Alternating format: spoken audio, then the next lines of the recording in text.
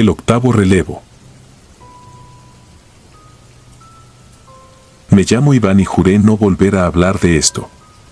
Sin embargo, desde hace meses despierto con el mismo sabor metálico en la boca y el zumbido de la radio en el oído, como si el pasado estuviera transmitiendo todavía en una frecuencia que nadie más capta. Lo que cuento ocurrió en 1983, en la Sierra de Guerrero, entre cañadas de encino y pino que, de noche, parecen dientes apretados devorando el cielo.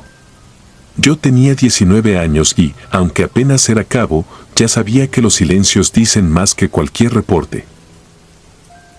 Nos habían enviado con la consigna de vigilar rutas de paso que, decían, se usaban para mover armas y gente. Éramos 13 en el equipo, mandados por el sargento primero Pedraza, un hombre seco, de reloj adelantado y mirada que no rebotaba en nada. Nada de nombres, apellidos, rangos y horas. A cada cosa su palabra justa. G3 al hombro, mochila con lo mínimo, brújula, mapa laminado con ejes trazados a lápiz y la contraseña del día memorizada 2 veces. En el parte de operaciones la misión parecía sencilla: patrullar, observar, informar, asegurar. En la sierra, la simplicidad se rompe como una rama húmeda. El primer día acampamos en un claro que la cartografía marcaba como cuadro 37C. El relevo nocturno quedó establecido en turnos de 1 hora con contraseña doble, luces apagadas, disciplina acústica. A esa zona la llamaban el gusano por la vereda que ondulaba junto al borde de una barranca. La niebla se metía a rastras en la garganta y el viento parecía soplar desde abajo, como si la barranca respirara.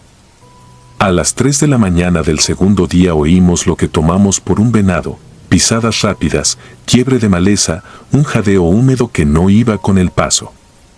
Pedraza levantó la mano, silencio. El punto era observar sin romper la regla de no revelar posición. Las pisadas se detuvieron al borde del claro. Nada más. Nadie disparó. Nadie habló. El tercer día, cuando hicimos la columna de avance para coronar un lomo y mover el campamento 2 kilómetros al norte, Serrano, el del primer relevo, faltaba. En su hamaca quedaba el mosquitero abierto, los cordones deshechos y un casco ausente. Su G3 no estaba. Ni su cantimplora. Ni un papel. La primera sospecha de deserción se disipó cuando vimos sus huellas, llegaban hasta un tramo de tierra blanda a 15 metros, y ahí desaparecían. No había rastros de arrastre ni marcas de lucha. Solo desaparecían, como si el piso hubiese tragado su peso. Pedraza ordenó la búsqueda en abanico, distancia de 5 pasos entre hombres, radio en silencio, señas manuales. En la vereda, la niebla seguía tumbada como un animal dormido, pero supe que estaba despierta. Caminamos 2 horas hacia poniente revisando matorrales y troncos secos. Nada. Regresamos al claro y encontramos la bitácora alterada, la libreta donde anotábamos coordenadas y tiempos tenía una línea nueva, escrita con el trazo apretado de Serrano, relevo 01, escucho tropa avanzar, no responden contraseña, se detienen detrás de mí. La hora, 3:27. Nadie había escuchado nada. Nadie había recibido contraseña. Nadie había visto otra tropa. La caligrafía era de Serrano. La tinta estaba fresca, pero Serrano no. Pedraza estableció entonces un punto fuerte de vigilancia a unos 100 metros del campamento, sobre una roca con ángulo de visual hacia la vereda. Me asignó el octavo relevo de la madrugada, ese que corta la noche por la mitad y te deja con la sangre fría. Estaba prohibido creer en señales, pero todos sabíamos que el relevo en el que había desaparecido Serrano era el primero, a las 3. No dije nada. A esa hora, la fe se te seca en las botas. El cuarto día nos internamos en un arroyuelo seco que el mapa marcaba como paso roto. Las paredes de la cañada, rebanadas por siglos de agua, caían hacia nosotros como si quisieran cerrarse. El aire olía a raíz podrida. En el fondo encontramos un círculo de piedras ennegrecidas. No había ceniza, como si un fuego se hubiese consumido sin dejar nada. Alrededor, marcas en el suelo, no de botas ni de pezuñas, semicírculos aplastados, equidistantes, como si algo blando y grande hubiese apoyado muchos pies idénticos.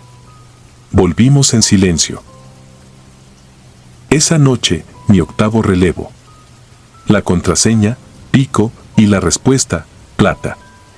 Me tumbé detrás de la roca con el fusil listo, el casco bajo la nuca para no perder la vista del borde de la vereda. La niebla subía con la regularidad de una marea. A los 10 minutos escuché el primer paso.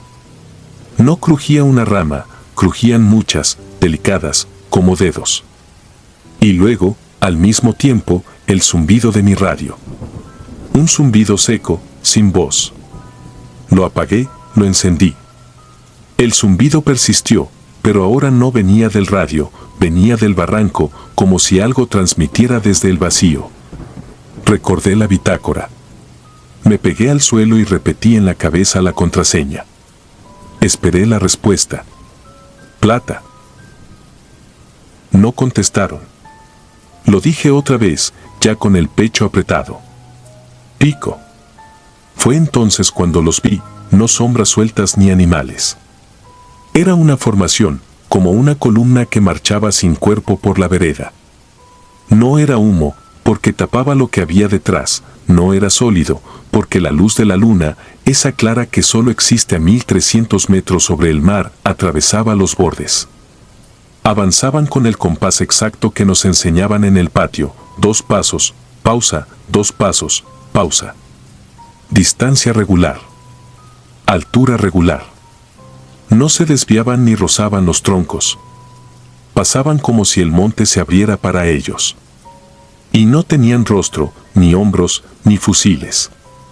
Eran la idea de una tropa, el hueco que deja una fila de hombres cuando te la imaginas con los ojos cerrados. Sentí que el sudor me corría por la espalda como una hilera de insectos.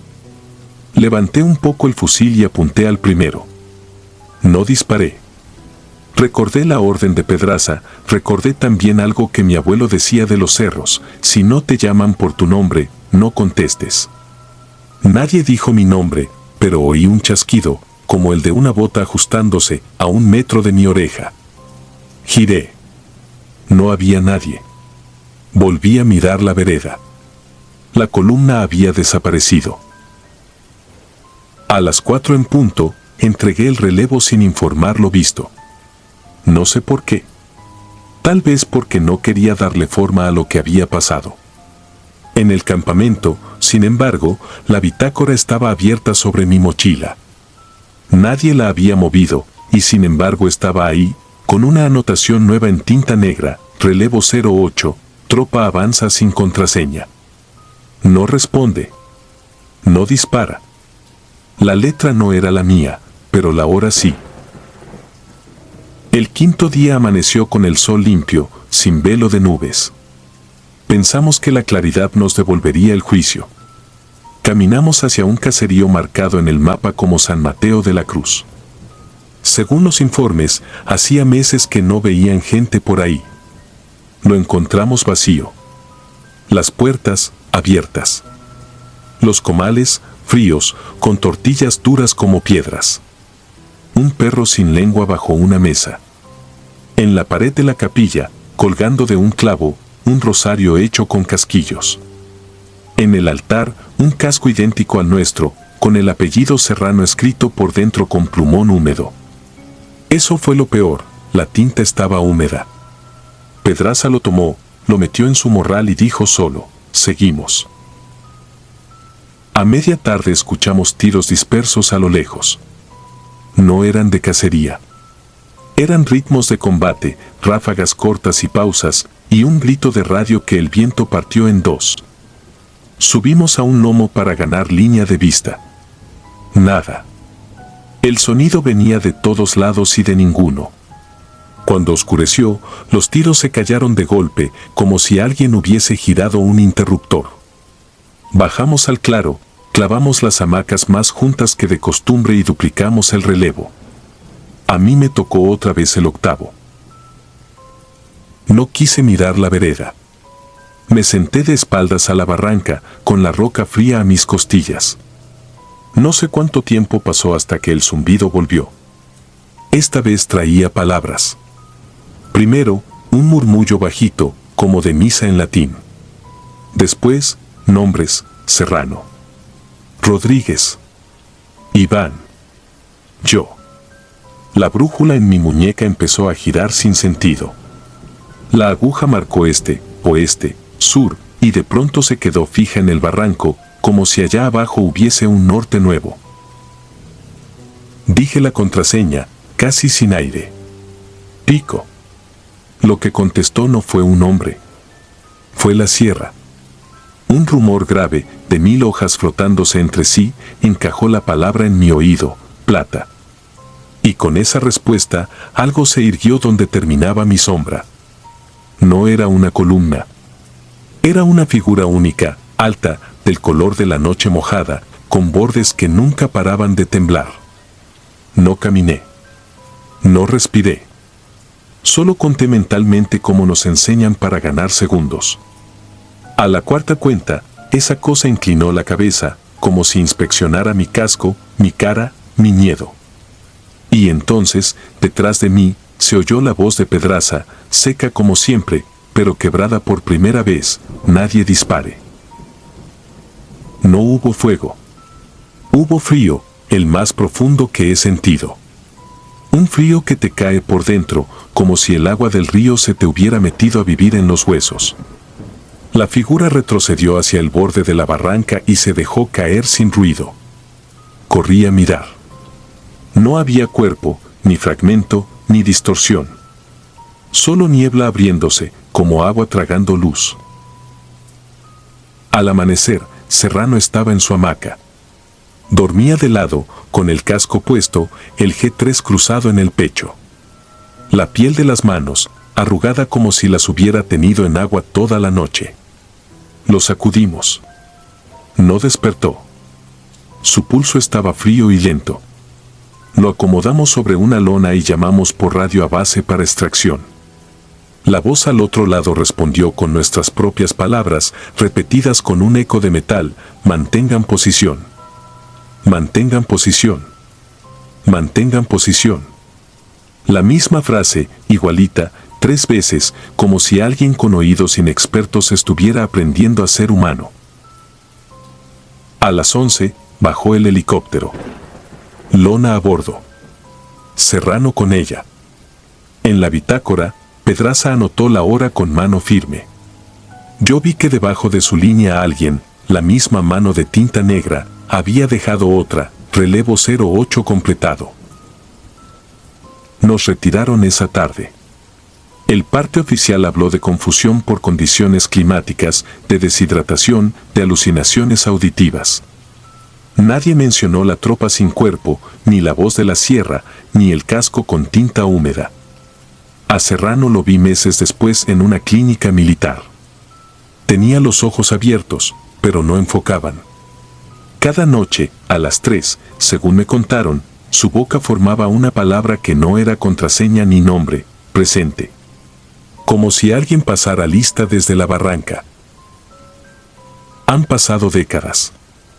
Me sé de memoria el peso de un G3, el olor de la grasa de arma en las manos, el sonido que hace una rama al quebrarse bajo un paso humano. Puedo distinguir esas cosas dormido. Y, aún así, cuando el viento entra por la rendija de mi ventana y trae el zumbido hueco de la sierra, vuelvo a contar el tiempo como conté aquella madrugada. 1, 2, 3, 4. Escucho el murmullo de hojas. Espero la contraseña imposible. Y en el espejo, por un segundo apenas, veo pasar detrás de mí una columna que no deja huellas, una formación de aire con disciplina perfecta, marchando a una orden que ningún vivo alcanzó a escuchar. Entonces cierro los ojos para no responder.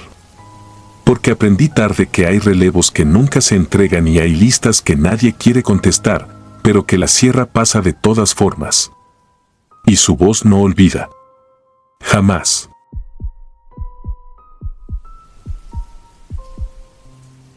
La casa señuelo. Me llamo Iván, en 1993 tenía 22 años y estaba adscrito a una compañía de fusileros en la sierra entre Linares y Iturbide, Nuevo León. El parte oficial decía que debíamos localizar a una funcionaria desaparecida, una coordinadora de programas de abasto, de apellido Cárdenas. La orden bajó sin foto, sin ficha, solo iniciales, un rango de tiempo y un mapa con 2 rutas marcadas con plumón rojo. A esa zona la última lluvia la había vuelto lodazal y carbón. En los pueblos quedaban paredes tiznadas, corrales vacíos, humo a madera verde. No era territorio de nadie, por eso era de todos. El capitán dijo que no habría contacto con prensa ni policía municipal. Que si alguien preguntaba, estábamos en un ejercicio de reconocimiento. A ninguno nos convenció, pero el uniforme te enseña a meter las dudas en la mochila y cargar con ellas. Éramos 12. Llevábamos 2 radios PRC, una brújula maltratada, 2 mapas de papel cebolla forrados con cinta transparente, un botiquín que parecía reliquia y las raciones frías que casi nadie se comía enteras. La noche, en esa sierra, no es negra, es espesa y tiene filo. Nos repartimos en cuñas por brechas sin nombre. En cada rancho que encontrábamos, puertas rotas, fogones aún tibios, huellas de llantas que subían a la loma y se desvanecían. El capitán dejó claro que no habría cateos con papeles.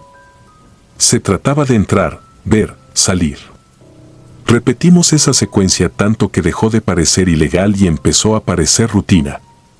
Los perros nos veían pasar y no ladraban, eso fue lo primero que me inquietó. Los perros siempre ladran a los desconocidos, salvo cuando la costumbre los ha hecho cómplices del silencio. La tercera noche dormimos en un arroyo seco. 2 de guardia, los demás en relevos de 2 horas. Yo no concilié. En la oscuridad, el oído crece como un órgano independiente, identifica metales, hojas, agua a 30 metros.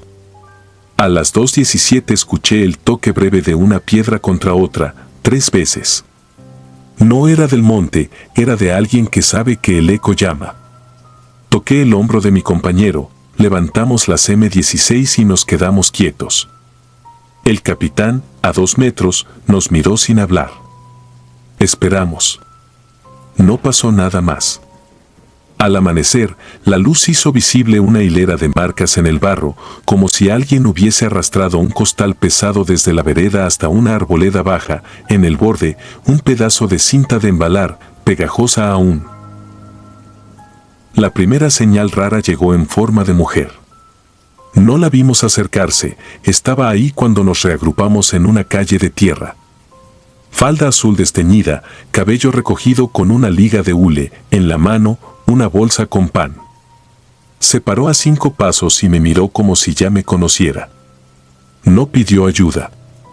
Dijo, sin rodeos, que no siguiéramos al norte, que no buscáramos a nadie en los caseríos altos, que si teníamos familia la quisiéramos lejos. No dijo más. El capitán le pidió nombre.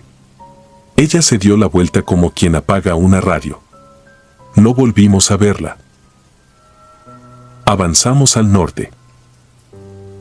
Las brechas nos llevaron a un claro con una casa sola, de paredes encaladas y techo de lámina. En la fachada, un foco encendido a plena tarde. El capitán ordenó perímetro. 2 a la parte trasera, 2 al frente, otros en los árboles. A mí me tocó entrar con el sargento. La puerta se dio con un empujón mínimo, olía a polvo y azúcar. No había muebles, salvo una mesa ligera y una silla baja, en una esquina, un altar de bulto con un Cristo sin brazos, polvoriento. No había huellas de tierra sobre el piso, aunque entramos con botas marcadas de lodo. Eso me puso rígido. Apreté el fusil con una gana de romperlo. El sargento caminó al centro, yo avancé 2 pasos y sentí, bajo la suela, un resorte leve. No fue un clic, fue una vibración que viajó por la bota y se instaló en la rodilla. Me quedé inmóvil. Avisé. El sargento extendió la mano para tocarme el hombro y lo detuve con un gesto. Respiré corto. Medí con los ojos la distancia a la mesa, a la silla, a la puerta. Apreté la lengua contra el paladar como me enseñaron para que no castañetearan los dientes. Afuera se escuchó un silbido, como el de un pájaro que no existe. El capitán entró sin ruido. Se agachó junto a mi bota. Deslizó un cuchillo por la tierra apisonada, palpó borde, buscó cable. Me dijo que no moviera el talón, que apoyara el peso en los metatarsos. Yo obedecí. El sudor bajaba por la espalda como si alguien me hubiese derramado agua tibia. Pasó 1 minuto, o 5, o 15. Después el capitán cambió la mirada, no había mina. Había un aro de madera oculto bajo la tierra. Al hundirse mi pie había presionado una pieza que cerró un circuito. No sabíamos qué activaba. La sospecha era peor que una certeza explosiva. Pidió radio. Nadie contestó. El ruido blanco, limpio, sin chisporroteo, nos llenó la boca como sal. El sargento dejó la antena en la mesa. El capitán dijo que salieran de inmediato todos menos nosotros. Se oyó el trote afuera, los seguros al ras, la palabra cubran que no debería oírse en misiones que se suponen limpias. Entonces la casa hizo algo que no sé describir con otra palabra que respirar. No fue un temblor, fue una contracción suave de paredes y techo, como si la madera tuviera diafragma. El foco de la fachada parpadeó una vez y un zumbido, muy bajo, empezó a trepar desde el piso hasta los oídos. Pensé en la mujer del pan. Pensé en el Cristo sin brazos. Pensé en la funcionaria sin rostro. En ese orden. El primer golpe vino de atrás, 3 ráfagas cortas. Nuestros 2 compañeros en retaguardia no volvieron a hablar por la radio. Lo supe por el silencio.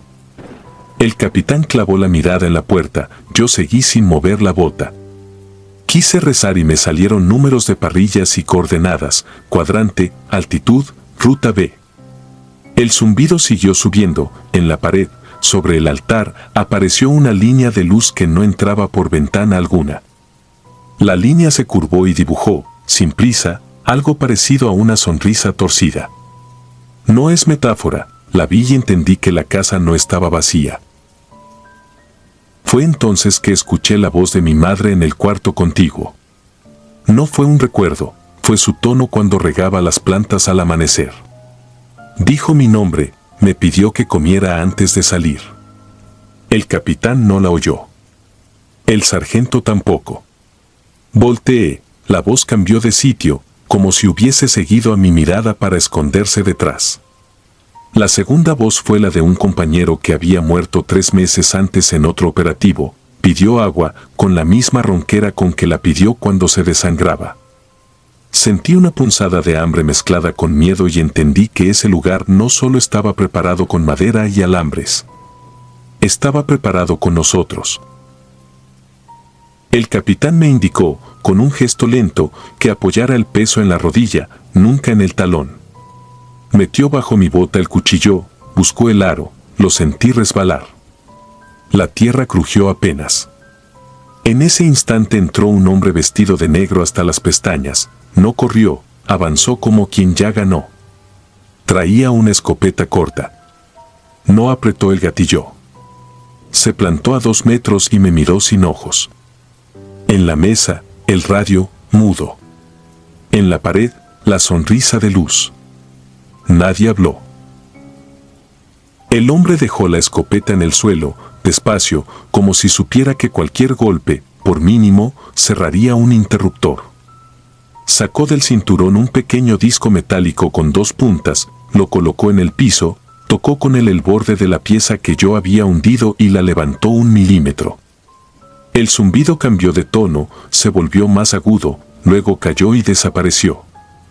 El hombre recogió la escopeta, me miró otra vez y se fue por la puerta trasera sin ruido, sin voltear. El capitán susurró que saliéramos. No recuerdo haber movido el pie, recuerdo haber recuperado la pierna como si fuese prestada. Al salir, el patio estaba vacío. Dos de los nuestros yacían junto a los troncos, uno mirando al cielo, otro al suelo. No había rastros de quien disparó. El foco seguía encendido. El aire olía a tierra recién regada, aunque no había agua en ningún lado. Caminamos en columna al brechón, sin hablar. A las 3 cuadras escuché pasos detrás, suaves, y no quise voltear. El capitán ordenó punto de reunión en el arroyo. Ahí entregamos el reporte más pobre que he firmado, 2 bajas, sin identificación de agresores, sin recuperación de objetivo. Esa noche, en el arroyo, dormí con la espalda contra una piedra lisa. El sueño no vino, vino la mujer del pan, de pie frente a nosotros, sin bolsa y sin liga en el cabello. Dijo, desde una distancia imposible, que no supiéramos el nombre de quien buscamos, que no tener su rostro no era falta, sino protección, que lo que vivía en esa casa no se alimentaba de fotos ni de nombres, sino de las imágenes que nosotros traeríamos. Alguien, tal vez yo mismo, le tiró una maldición sin voz. Ella parpadeó, la loma detrás de su figura se volvió más negra que la noche. A la mañana siguiente nos sacaron de la sierra. Un helicóptero bajó en la cancha de básquet de un ejido deshabitado. Nadie preguntó nada en voz alta. En el cuartel, la orden de siempre, confidencialidad. La funcionaria apareció en una nota 3 meses después, sonriente en una inauguración, como si nada. No era ella. O quizás sí lo era y por eso la foto me produjo la misma náusea que la línea de luz sobre la pared. Con los años, descubrí que a la casa la levantaban y la tiraban cada tanto. Nadie la veía construir, solo amanecía y estaba. Conocí a un topógrafo que juró haberla medido y no haber podido hacer cuadrar sus ángulos. Conocí a un maestro de primaria que dijo que de noche se encendía sola, sin cables, y que el foco iluminaba hacia adentro. Nunca volví. Sueño con el aro de madera bajo mi bota, siempre despierto cuando la tierra respira. No puedo explicar qué era ese dispositivo, no puedo explicar de dónde sacó mi madre su voz la casa ni por qué el hombre de negro nos dejó salir. Puedo recordar, con una claridad que me enferma, el momento exacto en que comprendí que buscábamos a alguien que tal vez no había sido secuestrada por hombres. Que los hombres solo eran peones para un juego que desconocíamos. Que se nos negó su nombre para que no pudiéramos entregarlo como combustible. Que nuestra misión no era rescatar, sino tentar. He tirado los mapas. He repetido otra profesión cuando me preguntan a qué me dedico. Hay noches en que camino hasta la cocina sin encender luces y me detengo justo cuando el piso cambia de textura, la suela reconoce el peso como un perro reconoce el silbido del amo. Me quedo quieto, escucho el zumbido que solo oigo yo. La casa no está, pero aprende, o quizá es la misma, moviéndose donde me encuentre. Hay sonidos pequeños que me erizan, piedras que se tocan 3 veces, focos que parpadean a plena tarde, radios que emiten un silencio perfecto. Entonces, por un instante, vuelvo a tener 22 años, vuelvo a oler polvo y azúcar, y vuelvo a sentir que algo, bajo mis pies, sonríe. Antes de continuar, si disfrutas de mi contenido deja tu like y suscríbete, ayudarías mucho. Y dime a qué hora te atreves a escuchar estas siniestras historias. Ahora sin más interrupciones continuemos. Los desaparecidos del pelotón. Soy militar y, como cualquiera en este oficio, he tenido misiones que me han dejado sin dormir durante semanas. El cuerpo se acostumbra al hambre, a la sed y a los golpes, pero hay cosas que no se superan nunca, heridas que no se ven y que carcomen desde dentro. Esta es una de esas historias. Fue en el año 2007, cuando regresaba de prestar apoyo en otro país. Pensaba reencontrarme con mis compañeros de siempre, tomar un respiro, pero no hubo descanso.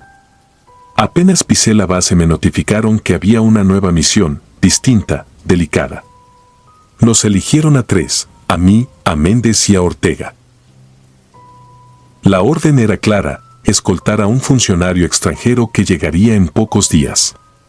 Según nos dijeron, se trataba de alguien que había recibido amenazas serias. No era una misión de combate, sino de custodia. Al principio me sentí aliviado, pero ese alivio duró poco. La mirada de mi superior lo decía todo, aquello no era rutina. El hombre debía viajar constantemente y, por razones que nunca nos explicaron del todo, exigió que su escolta fuera parte del Ejército Nacional. El día que lo conocimos parecía alguien amable, incluso agradecido. Nos habló con calma, dijo que haría lo posible por no alejarnos tanto de nuestras familias. Tenía dinero, poder e influencia, eso se notaba en cada palabra y en cada movimiento. Lo que no sabíamos era que acercarnos a él sería una condena. Nos asignaron una camioneta blindada, con lujos que parecían exagerados. Méndez condujo, Ortega fue copiloto y yo me senté atrás, junto al hombre. La primera parte del recorrido fue tranquila. Me esforzaba por mantenerme alerta, aunque apenas había dormido la noche anterior. El ruido del motor y el vaivén de la carretera me adormecían, pero entonces escuché a Ortega murmurar un Dios mío que me heló la sangre. Al mirar al frente, vi como un tráiler invadía nuestro carril, directo hacia nosotros. Méndez maniobró para esquivarlo, pero otro camión apareció de la nada. Fue una emboscada perfecta. El impacto fue brutal. El blindaje no sirvió para evitar que la camioneta se volcara varias veces. Mi cabeza golpeó contra la ventana y el mundo se volvió confuso, nublado. Sentí que me sacaban a la fuerza. Escuché voces en un idioma extraño. Intenté resistirme, pero mi cuerpo no respondía. Perdí la noción del tiempo entre golpes y desmayos. Cuando por fin recobré algo de conciencia, estábamos en un sótano húmedo, con cadenas mordiendo nuestras muñecas y tobillos. El olor era insoportable, podredumbre, humedad y sangre vieja. A nuestro alrededor, varios cuerpos en estado de descomposición confirmaban que no éramos los primeros ni seríamos los últimos en estar ahí. El funcionario estaba separado de nosotros, herido en el abdomen, desangrándose lentamente. Méndez respiraba con dificultad, con un impacto en el pecho, y Ortega se aferraba a la vida con un vendaje improvisado. Las horas pasaban como cuchilladas en la piel. El frío del subsuelo nos calaba hasta los huesos. El sonido de gotas cayendo desde el techo era lo único que nos mantenía atados al presente. Yo rezaba en silencio, pero las cadenas parecían absorber cualquier rastro de esperanza. Una noche, si es que era de noche, porque ahí no existía la noción del tiempo, escuchamos pasos en las escaleras. La puerta de metal chirrió y varios hombres descendieron. Esta vez no tenían el rostro cubierto. No eran soldados, no eran mercenarios comunes. Eran diferentes, fríos, sin expresión, casi deshumanizados. El que parecía el líder se acercó a Ortega y le exigió información sobre el funcionario. Mi compañero se negó, incluso lo escupió. La respuesta fue inmediata, 2 disparos al pecho. El eco del arma retumbó en las paredes como si fueran gritos. El cuerpo de Ortega cayó pesado, inerte. La sangre se mezcló con el agua estancada del piso. Quise gritar, pero no salió sonido de mi garganta. Sentí la impotencia más grande de mi vida. Méndez, herido y con la respiración entrecortada, no soportó la presión. Cuando lo interrogaron, balbuceó que no sabía nada, que apenas nos habían asignado la misión. Lo vi suplicar, llorar, prometer. El líder no tuvo compasión. Descargó un cargador completo sobre él y la sangre salpicó hasta mis botas. Me quedé solo. Solo con los cadáveres de mis compañeros, con el funcionario agonizando a unos metros, con las paredes resumando humedad y el aire convertido en un veneno que sofocaba. El líder se me acercó, me golpeó en la cara y me derribó. No dijo palabra. Se limitó a posar su bota sobre el abdomen del funcionario herido. Este apenas podía retorcerse de dolor. Le dispararon en la frente como si se tratara de un animal. Pensé que seguía yo. Cerré los ojos esperando el final. Pero antes de que apretara el gatillo, un estruendo interrumpió la pesadilla. Disparos resonaron desde arriba. Gritos. Explosiones de granadas aturdidoras. Los secuestradores corrieron hacia la puerta, pero apenas la abrieron fueron abatidos por ráfagas de fusil. El ejército había encontrado el lugar. Me rescataron a tiempo, pero demasiado tarde para los demás. Me sacaron a rastras de aquel sótano convertido en cementerio clandestino. Vi cómo apilaban los cuerpos de mis compañeros en camillas cubiertas con sábanas. No pude llorar. Ni siquiera tuve fuerzas para despedirme. Han pasado los años y todavía siento el frío de esas paredes húmedas. A veces sueño con el olor a carne podrida, con los ojos abiertos de Ortega, con los gritos ahogados de Méndez. Sé que debería sentir alivio por haber sobrevivido, pero lo único que cargo es culpa. Culpa por no haber muerto con ellos, culpa por no haber podido salvar a nadie. Dicen que el ejército rescató apenas a uno de los nuestros. Yo soy ese uno. Y aunque sigo respirando, la verdad es que en ese sótano mi vida terminó junto con la de mis hermanos de armas. Porque algunos sobrevivientes no regresan vivos, solo caminan cargando fantasmas.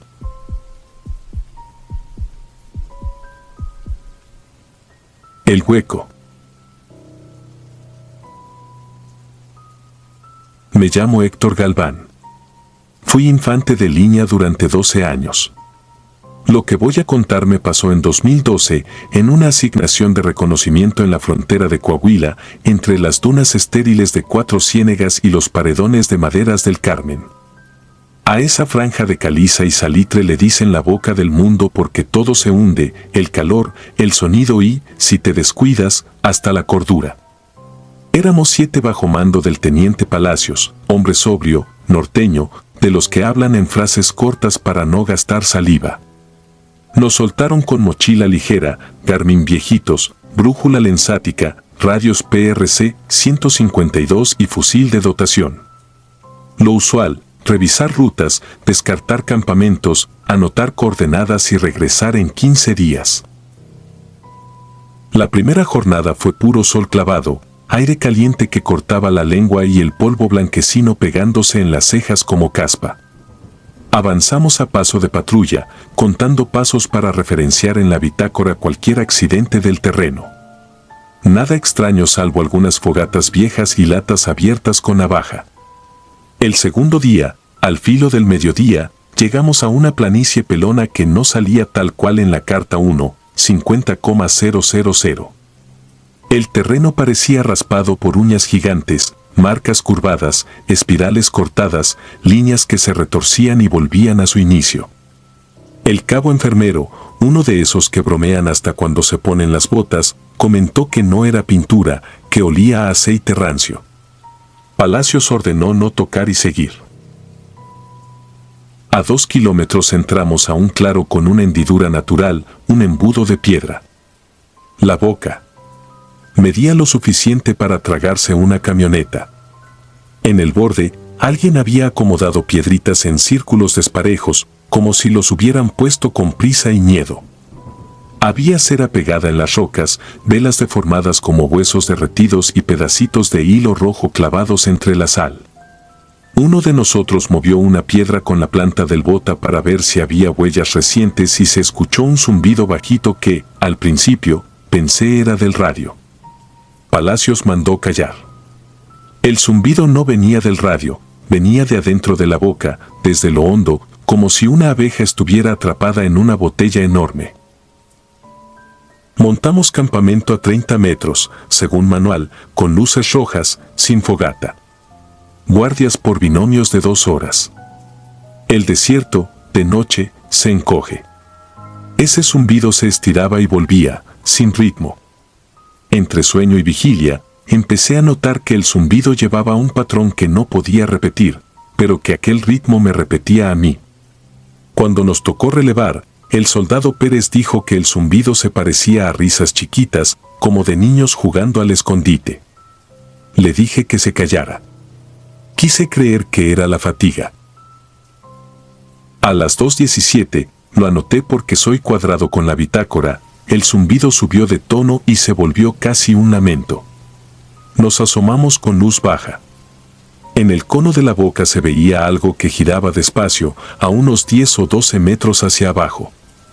No era una persona, no del todo. Parecía una maraña de telas, pelos y ramas, como esas plantas rodadoras que el viento arrastra, pero compacta, con peso, suspendida en el centro del vacío, como si el aire fuera una cuerda. La luz la tocó un momento y ese bulto se acomodó, y por un instante juraría que vi una clavícula, media mandíbula, una trenza vieja atrapada entre los nudos. Cerré la lámpara. Palacios murmuró atrás. Nadie se movió hasta que él dio el paso. El problema empezó cuando Iberto, el más joven, el que traía siempre la foto de su hija en la cartera, caminó en línea recta hacia el borde como si lo llamaran por su nombre. No dijo nada. Dejó el fusil con una suavidad que me asustó y siguió avanzando con los brazos pegados al cuerpo, los dedos tiesos. Le pegué en el pecho con el antebrazo y cayó de rodillas, pero su mirada no regresó. Tenía los ojos velados, sin brillo, con la pupila hecha a hilo. El cabo enfermero le habló y no contestó. A los pocos segundos vomitó algo que no reconocimos como comida ni bilis ni agua. Era un atado de fibras negras, delgadas, como raíces de palma, jaladas desde adentro de la garganta con hilos de sangre. Las fibras, al tocarlas con la punta de la bayoneta, crujieron como si estuvieran secas, y aún así dejaban una mancha aceitosa. Lo inmovilizamos con cinta y cuerda. Palacios ordenó repliegue al amanecer. Nadie durmió. A las 5:40, Iberto dejó de respirar. Revisamos, no había espuma, no había piel azul, no hubo convulsión, no hubo nada. Solo un cuerpo con la expresión tranquila de alguien que se rinde. Lo envolvimos en la lona de campo y lo amarramos a una camilla improvisada con el bastón y 2 correas. Palacios dijo que salíamos en cuanto el sol levantara. Nos dividió carga y ordenó mantener el borde de la boca a la derecha para, luego, buscar el cauce seco y ganar terreno hacia el sur. Ahí nos dimos cuenta de lo siguiente: los Garmin no marcaban.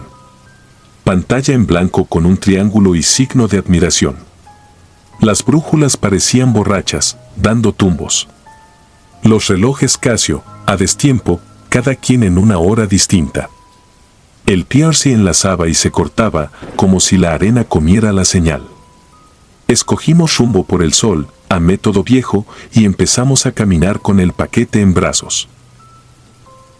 2 horas después, notamos huellas que no eran nuestras. Pequeñas, de planta estrecha, dedos marcados como garras finas, uno desproporcionado más largo que los otros, con la uña arañando el polvo al final. No eran de ave. No eran de coyote. Aparecían entre las nuestras como si alguien viajara en zigzag, tanteando. Palacios hizo gesto de seguir. Nadie contradijo. Yo iba atrás, cuidando retaguardia, y a cada 10 pasos miraba la boca de los riscos, esperando ver al dueño de aquellas marcas. No vi a nadie. Sin embargo, el zumbido seguía y, por ratos, se convertía en algo parecido a una risa sin labios, húmeda. El cabo enfermero empezó a quejarse del estómago. Se dobló, puso las manos en las rodillas y vomitó. No era sangre, tampoco comida. Era agua salada con escamas diminutas, como si hubiera tomado un trago de laguna que ya no existe. No sé de dónde salió, en ese secarral. Palacios le quitó la mochila y lo puso en medio. Cuando levanté la vista para ajustar la formación, el soldado Ríos, que cerraba fila, ya no estaba. No escuchamos pasos, ni grito, ni caída. Solo su casco posado sobre la sal, con la correa abierta como lengua. Caminamos 10 metros hacia atrás con los fusiles en alto. Nada. Ni una pisada nueva, ni marca de arrastre. Nada. Al tercer día, debilitados, con los labios partidos, vimos unas luces a lo lejos. Una camioneta militar que flotaba sobre el calor y luego tomaba forma. Hicimos señas. Aceleraron. Nos recogieron. Había otra escuadra buscándonos desde la tarde anterior. No hubo alegría. Hiberto estaba frío y, a esa altura, Palacios hablaba poco y sudaba sin control. Rumbo a la base, el cabo enfermero volvió a vomitar y esta vez sí salió sangre mezclada con aquellas fibras negras, como si algo dentro de él se estuviera deshilachando. Palacios murió antes de llegar a la enfermería. El cabo, al amanecer. A mí me valoraron y me dieron descanso. Biometría normal, presión normal. El médico militar me dijo que era estrés acumulado. Afirmé con la cabeza. Desde esa salida, cada luna nueva me levanto con un salpullido que me quema el cuello, como si me colgaran hilos invisibles. No lo conté en el parte. Nadie quiere oír esas cosas en un cuartel. Lo que vino después me lo contaron por fuera, y lo poco que pude comprobar lo hice con ojos prestados. En 48 horas murieron otros elementos de náuseas, paros súbitos, dolores que le cerraban el pecho sin explicación.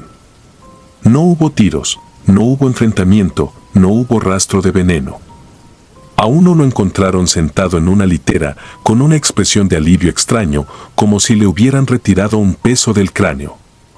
A otro lo sorprendieron hablando solo en la regadera, repitiendo una secuencia de números que no correspondía a coordenadas ni claves ni a nada conocido.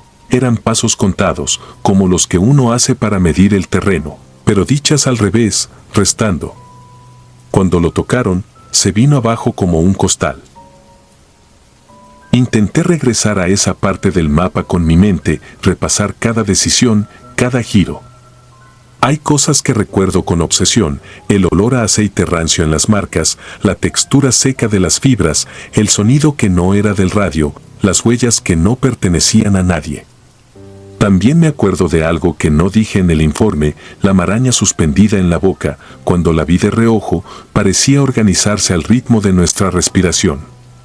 Cuando todos inhalábamos, el bulto se hinchaba; cuando exhalábamos, se estrechaba. Como si nos estuviera midiendo para ver a quién le quedaba mejor. Con el tiempo entendí que no fuimos a buscar a nadie. Fuimos contados. El desierto puede hacer eso: te enumera, te calibra, te prueba. De noche, cuando el salpullido me despierta, oigo un zumbido que no viene de ningún aparato.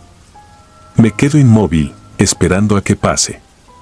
En el borde del sueño aparece la imagen de la boca, pero no desde arriba, sino desde dentro. Estoy viendo hacia arriba, las piedras circulares recortadas contra el cielo, y el zumbido se me mete por la nariz. Abro la boca para decir algo y siento que tengo los dientes llenos de sal, como si hubiera estado mascando costras.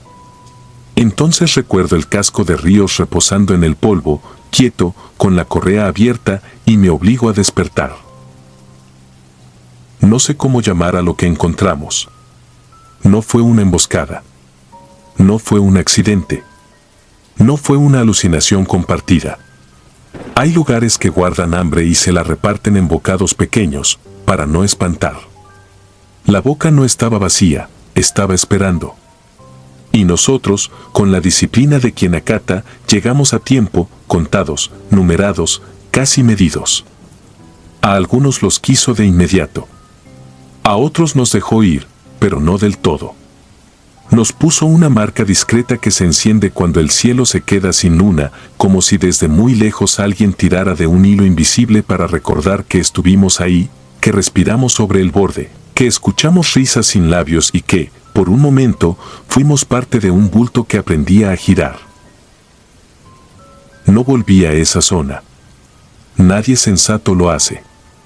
A veces paso cerca, por carretera, en traslados, y todo se ve igual: piedras, zacate seco, sal largando. Uno creería que ahí no hay nada, pero hay un peso en el aire, una densidad que empuja los hombros hacia abajo. A cualquiera que me pregunte le digo que, si ve un círculo de piedras con pedacitos de hilo rojo pegados en la sal, camine al lado contrario sin mirar atrás. No por miedo. Por respeto. Porque hay huecos que no son del terreno, sino del mundo. Y cuando se abren, no todo lo que cae regresa con la misma forma. Yo salí. Dicen que con suerte. Yo creo que salí porque no me tocaba. Pero hay noches, las de luna nueva, en que el zumbido se arrima a mis huesos y, por un segundo, juraría que sigo suspendido allá abajo, girando lento, midiendo a los que se asoman al borde. Si disfrutas de los relatos, te invitamos a apoyarnos con un like y un comentario, ya que eso nos ayuda muchísimo. Además, si aún no estás suscrito o suscrita, te animamos a formar parte de la comunidad del terror. Muchas gracias por escucharnos y por tu apoyo.